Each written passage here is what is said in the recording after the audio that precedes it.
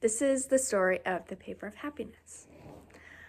Once, a long, long time ago, a family grew famous for their happiness. It seemed odd that this would happen, but they were truly an unusual household.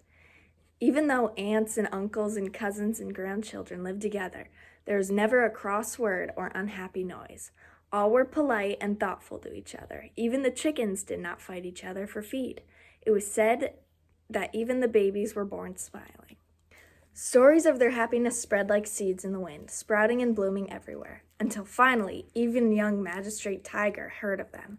Even though he had just begun his position, this was before his son was born, the bellowing, roaring magistrate was already called Magistrate Tiger. "Impossible," he scoffed.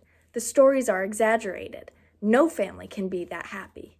But even so, he was curious and sent an emissary to the family to observe. The emissary returned, awed. "Your Magnificence, it is just as the stories say," he said. "I observed the family for a full moon, and not one sad or angry word was even whispered. The adults are loving and faithful, the children are gracious and respectful, and all honor the grandfather with an esteem that rivals the gods. Even the dogs do not bark, but wait patiently to be fed. The family circle is one of complete harmony." "That's impossible," the magistrate said, astonished.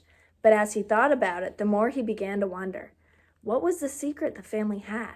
They must have some magical charm or hidden knowledge, and this began to irritate him. He began to covet the family's happiness.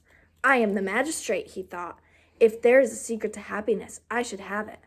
So he called his emissary to him and presented him with an empty, heavily encrusted chest and a company of soldiers.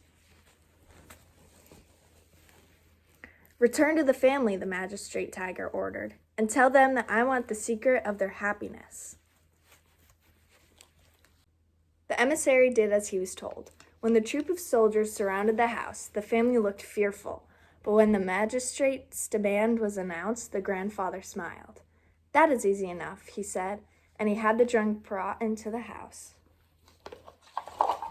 and returned in moments. "It is done. I put the secret of our happiness inside the box," he said, "and you may take it. We hope it serves our magistrate well." The emissary was slightly surprised at the ease of his task, but could find no objection, so he turned the soldiers and the box around and began to travel back to the palace. The emissary knew the magistrate would be impatient for his return, so the soldiers marched through the night with only the light of the moon to guide them. The treasure box, laying on a platform carried by 4 men, seemed to glow. However, as the ground grew rocky and steep, a sudden wind blew, like the mountain itself was yawning.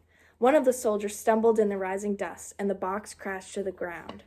The lid of the box flew open, and it was like a freed butterfly. A single sheet of paper fluttered out. "Get it!" the emissary shouted at the soldiers. "Don't lose the secret!" But despite his yells, the paper seemed to be able to escape the soldiers' flailing arms. One soldier almost caught it, and his very fingertips touched the page, but another sudden wind burst through the air and stole it away. Silently, the emissary and soldiers watched the paper lift higher and higher in the night sky until it overlapped the moon and disappeared. The emissary had no choice but return to the palace with an empty box. As he relayed the story, Magistrate Tiger, not surprisingly, was enraged. "You lost it? It was a paper?" the magistrate roared. "What was on it?" "Your Magnificence," the emissary trembled. "As I felt the secret was for your eyes only, I did not read the paper before it was lost. However, it was in the air. As it was in the air, all could see that there was a single line of words written on it."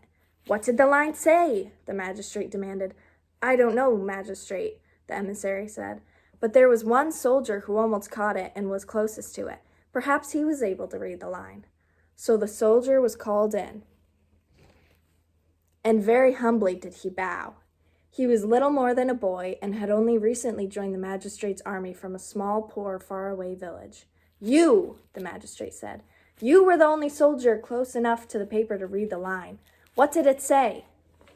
The boy flushed and his head touched the floor as he bowed again. "Great magistrate, I am your poor servant," he said. I was close enough to see the line on the page. However, I cannot read, and I do not know what the line said." The magistrate scowled with irritation. The emissary and soldier shivered. I did notice something," the soldier said. "What?" the magistrate demanded. "There was only one character on the page," the soldier said. "The line was one word written over and over again, many times." "One word?" the magistrate snarled, and his anger seemed to burn deep in his eyes. "One word is the secret to happiness? It was a trick. The family must have thought they could deceive me. Emissary, gather all of my troops. I, personally, will get the secret of happiness and punish that family of lowly dogs." So the next day, with Magistrate Tiger and his entire army prepared for destruction, the emissary led the way to the home of the happy family. But when they arrived, nothing was there. No house, no chickens or sheep, no family. Instead, there was only a flat plain, as if the whole home had been scooped from the earth. Magistrate Tiger scowled at the blank ground with rage and vowed to punish the family for their disrespect. But while he glared, the wind blew and covered him with a grayish-green dust. As he stood like a green powdered statue, he felt as if the sky were laughing at him.